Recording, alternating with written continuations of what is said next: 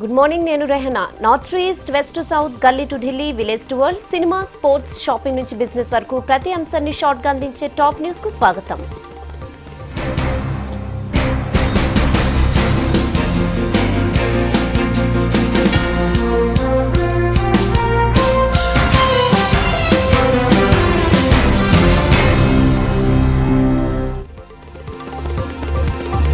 కృష్ణా జలాల వివాదం మరింత ముదిరింది. నాగార్జున సాగర్ నీళ్లు రెండు రాష్ట్రాల మధ్య చిచ్చుపెట్టాయి. కుడి కాలువ గేట్లు తెరిచేందుకు హెడ్ రెగ్యులేటరీ ఆఫీసులోకి దౌర్జన్యంగా దూసుకెళ్లేందుకు ప్రయత్నించిన ఏపీ అధికారులను పోలీసులు అడ్డుకున్నారు.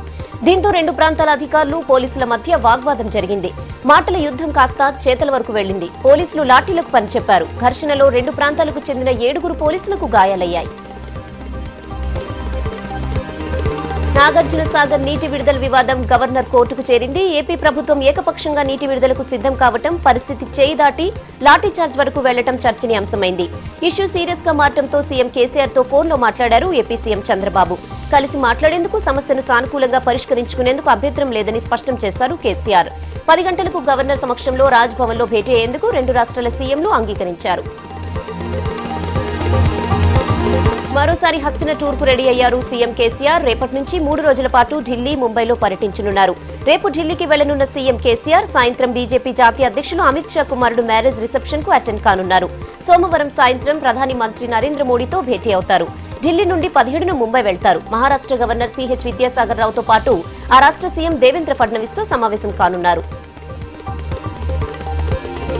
దళిత పారిశ్రామికవేత్తలకు రాష్ట్ర ప్రభుత్వం అండగా ఉంటుందన్నారు సీఎం కేసీఆర్. వారికి అవసరమైన ప్రోత్సాహాన్ని అందిస్తుందన్నారు. డిక్కీ సంస్థ నిర్వహించిన ఇంటర్నేషనల్ ఎక్స్పోను కేసీఆర్ ప్రారంభించారు. పరిశ్రమల ఏర్పాటుకు ముందుకొచ్చే దళిత పారిశ్రామికవేత్తలకు ప్రభుత్వమే 5 కోట్ల నిధులు మంజూరు చేస్తుందని సీఎం తెలిపారు. డిక్కీ కోసం హైదరాబాద్ లో ఎకరా స్థలంతో పాటు 5 కోట్లు ప్రకటించారు.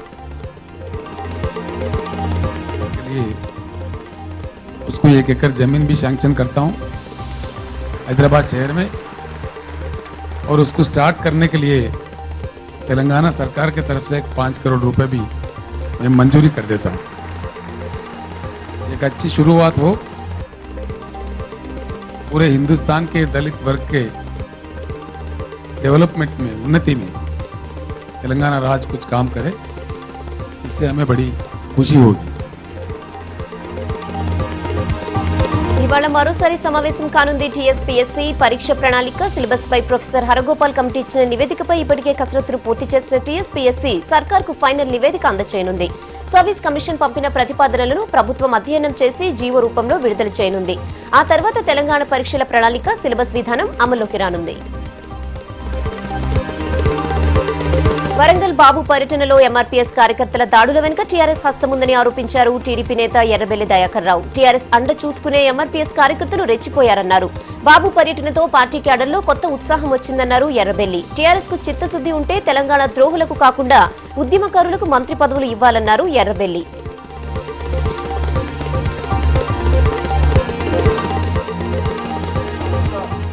టీఆర్ఎస్ పార్టీ దీని వెనుక వస్తూ ఉన్నది, పూర్తిగా వస్తూ ఉన్నది. టీఆర్ఎస్ పార్టీ నాయకులు, టీఆర్ఎస్ ప్రభుత్వం వస్తూ ఉండే మా పార్టీ ఆఫీసును కాలబెట్టడంలో కానీ, మీటింగ్ గద్దె కానీ, నా ఫ్లెక్సీలు కానీ, మా కారు కూడా నిన్న రామచంద్ర శర్మ గారు వారు కారు తీసుకొస్తే ఆ కారు కూడా నిన్న కాలబెట్టారు.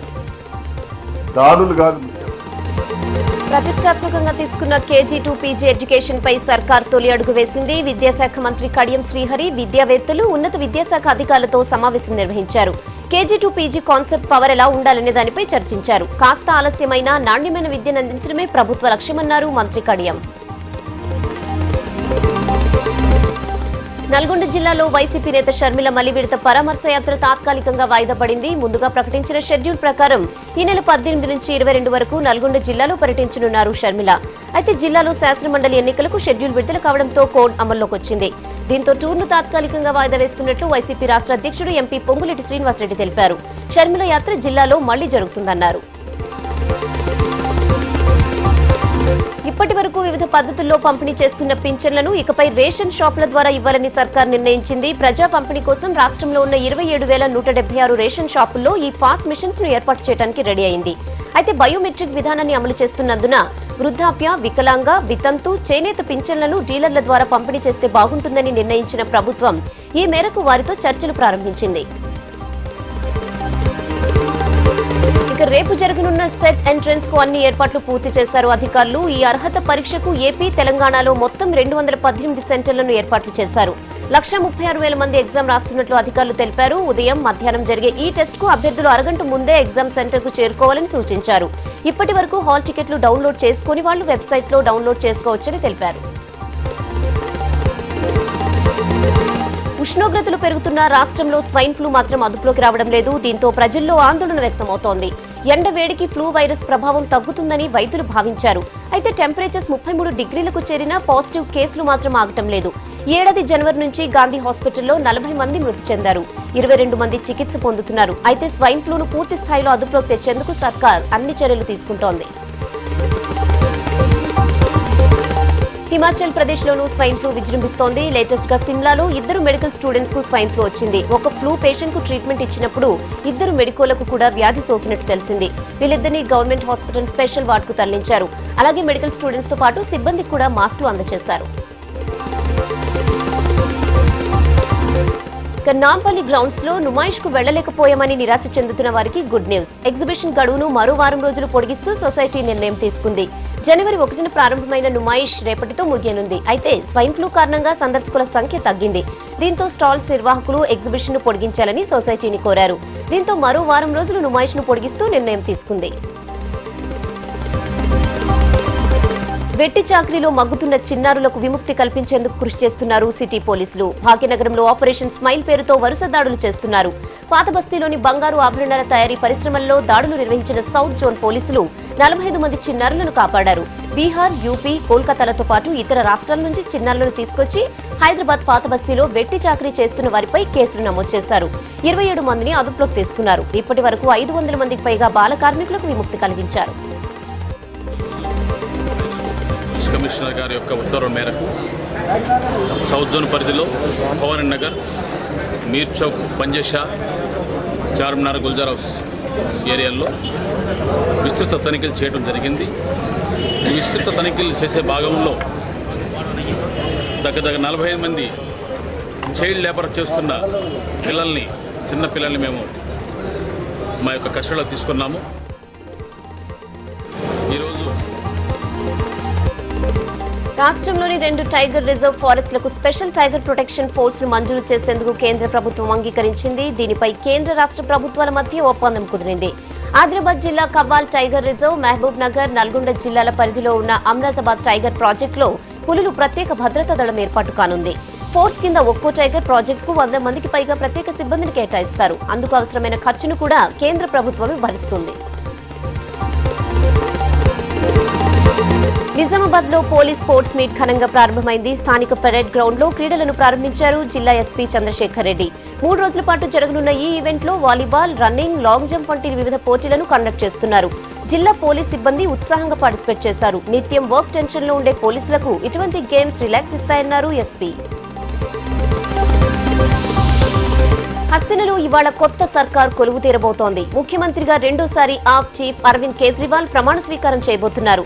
లాస్ట్ టైం కంటే ఈసారి ఎక్కువ మంది జనాలు వస్తారని అంచనా వేస్తున్న అధికారులు అందుకు తగ్గట్టుగా ఏర్పాట్లు చేస్తున్నారు. Indo Tibet border force, CRPF, CISF, SSB బలగాలతో పాటు ఢిల్లీ పోలీసులతో టైట్ సెక్యూరిటీ అరేంజ్ చేస్తున్నారు. మొత్తం 76 సీసీటీవీ కెమెరాలు గ్రౌండ్ బయట, లోపల ఏర్పాట్లు చేస్తున్నారు. 60 స్కానర్లు, మెటల్ డిటెక్టర్లు అందుబాటులో ఉంచారు. మొత్తం 1,00,000 మందికి పైగా ఆప్ మద్దతుదారులు వస్తారని అంచనా వేస్తున్నారు. ఫస్ట్ లేయర్ లో వీఐపీ ఎన్క్లోజర్ తో సహా 40,000 మంది కూర్చునేలా ఏర్పాటు చేశారు. మిగిలిన వారి కోసం 12 LED వీడియో స్క్రీన్స్ ను ఏర్పాటు చేశారు. పాకిస్తాన్ తో సంబంధాల పునరుద్ధరణకు వరల్డ్ కప్ ను వినియోగించుకుంటున్నారు ప్రధాని నరేంద్ర మోడీ. ప్రపంచ కప్ ఆడుతున్న సార్క్ దేశాల అధినేతలకు ఫోన్ చేశారు. పాకిస్తాన్ ప్రధాని నవాజ్ షరీఫ్ తోనూ ఫోన్లో మాట్లాడారు. 2 దేశాల మధ్య ద్వైపాక్షిక సంబంధాలపై చర్చించారు. భారత విదేశాంగ కార్యదర్శి జైశంకర్ ను పాకిస్తాన్ టూర్ కు పంపించాలని డిసైడ్ అయ్యారు. దీన్ని నవాజ్ షరీఫ్ కూడా స్వాగతించారు. ఆఫ్ఘనిస్తాన్, బంగ్లాదేశ్, శ్రీలంక దేశాల అధినేతలతోనూ ఫోన్లో మాట్లాడారు మోడీ. ఢిల్లీ అసెంబ్లీ ఎన్నికల్లో చిత్తైన బీజేపీ ఓటమిపై పోస్ట్ మార్టం నిర్వహించింది. మీటింగ్ కు ఆ పార్టీ సీఎం అభ్యర్థి కిరణ్ బేడీకి ఇన్విటేషన్ అందలేదు. 2 గంటల పాటు చర్చించిన నేతలు ఎన్నికల్లో పార్టీ ఓటమిపై డీప్ గా డిస్కస్ చేశారు. ఎన్నికలకు 3 వారాల ముందు కిరణ్ బేడీని సీఎం క్యాండిడేట్ గా ప్రకటించి పార్టీలోకి తీసుకోవడమే కొంప ముంచిందని అభిప్రాయపడ్డారు. అభ్యర్థులను లేట్ గా ఎంపిక చేయడం, కార్యకర్తల్లో ఉత్సాహాన్ని నింపకపోవడమే ఓటమికి కారణాలుగా తేల్చారు. తిరువనంతపురంలోని పద్మనాభస్వామి టెంపుల్లో 266 కిలోల బంగారం మిస్ అయిందని సుప్రీంకోర్టుకు రిపోర్ట్ సమర్పించారు మాజీ కాగ్ వినోద్ రాయ్. రీసెంట్ గా ఇచ్చిన ఆడిట్ రిపోర్టులో ఈ విషయాన్ని బయటపెట్టారు. మొత్తం 893 కిలోల బంగారాన్ని ఆభరణాల తయారీకి ఇవ్వగా అందులో 627 కిలోల బంగారం మాత్రమే టెంపుల్ కు తిరిగొచ్చిందని రిపోర్టులో తేల్చారు. 2011లో ఆలయంలోని నేలమాళిగలలో ఆభరణాలున్న 6 గదులను గుర్తించారు. అందులో మరో గది ఇంకా తెరవాల్సి ఉంది. మిగిలిన 5 రూముల్లో లభించిన ఆభరణాల విలువ మొత్తం 1,00,000 కోట్లకు పైగా ఉంటుందని అంచనా. పద్మనాభస్వామి ఆలయంలో అసలు నగల ప్లేస్ లో నకిలీ నగలను ఉంచారని, లెక్కల్లో గోల్మాల్ జరుగుతుందన్న ఆరోపణలతో సుప్రీంకోర్టు ఆడిటింగ్ కు ఆదేశించింది. వినోద్ రాయ్ ఇచ్చిన నివేదికతో ఆ ఆరోపణలు నిజమేనని తేలింది. మధ్యప్రదేశ్ లో hot air balloon festival colourful గా సాగుతోంది. భోపాల్లో నిర్వహించిన బెలూన్ల పండుగకు స్థానికులు, విదేశీయులు పెద్ద ఎత్తున తరలివచ్చారు. డిఫరెంట్ షేప్స్ తో ఉన్న బెలూన్స్ గాల్లో చక్కర్లు కొడుతూ ఆకట్టుకున్నాయి. పెద్ద పెద్ద బెలూన్లను చూసేందుకు జనం ఆసక్తి చూపించారు. హాట్ ఎయిర్ బెలూన్ ఫెస్టివల్లో పాల్గొనడం హ్యాపీగా ఉందన్నారు విదేశీయులు. త్రివేంద్రం నేషనల్ గేమ్స్ ఇంట్రెస్టింగ్ గా సాగుతున్నాయి. National records బద్దలవుతున్నాయి. 10,000 మీటర్ల పరుగు పందాన్ని 33 నిమిషాల 8 సెకండ్లలో కంప్లీట్ చేసి స్టార్ అథ్లెట్ ఓపీ జైషన్యూ రికార్డు నెలకొల్పింది. ఇక అథ్లెటిక్స్ విభాగంలో తెలంగాణ కుర్రాళ్లు నిరుత్సాహపరిచారు. మెన్ 110 మీటర్ల హార్డిల్స్ లో బ్రాంజ్ మెడల్ తప్ప మిగతా ఈవెంట్లలో మెడల్ సాధించలేకపోయారు. జమ్మూలో పీస్ ఎగ్జిబిషన్ కు మంచి రెస్పాన్స్ వస్తోంది. సొసైటీలో శాంతి ఉంటేనే అభివృద్ధి సాధ్యమంటూ అనేక పెయింటింగ్స్ ను ఈ ఎగ్జిబిషన్ లో ప్రదర్శించారు. పాజిటివ్ యాటిట్యూడ్ తోనే ఎవరైనా ఏదైనా సాధించగలరన్నారు exhibition organisers. Seeds of hope పేరుతో జరుగుతున్న ఈ ఎగ్జిబిషన్ చూడటానికి పెద్ద సంఖ్యలో జనం వస్తున్నారు. జమ్మూ కాశ్మీర్లోనూ ఆధార్ కార్డు సందడి షురూ అయింది. లేటెస్ట్ గా పాస్పోర్ట్ తో సహా అన్ని గవర్నమెంట్ స్కీమ్స్ కు ఆధార్ కార్డు తప్పనిసరి చేసింది కాశ్మీర్ ప్రభుత్వం. పూంచ్ లో ఇప్పుడు ఎక్కడ విన్నా ఆధార్ కార్డు గొడవే. దీంతో ఆధార్ సెంటర్ల ముందు క్యూ కడుతున్నారు కాశ్మీర్ ప్రజలు. ప్రపంచాన్ని వణికిస్తున్న టెర్రరిజం పై కలిసి పోరాడాలని ఇండియా, అమెరికా డిసైడ్ అయ్యాయి. 2 దేశాల మధ్య ట్రేడ్ ను పెంచుకోవడంతో పాటు అనేక సోషల్ ఇష్యూస్ పై కలిసి నడవనున్నాయి. ఇండియా టూర్లో ఉన్న అమెరికా ఫినాన్స్ మినిస్టర్ జాకబ్ కేంద్ర ఆర్థిక మంత్రి అరుణ్ జైట్లీతో భేటీ అయ్యారు.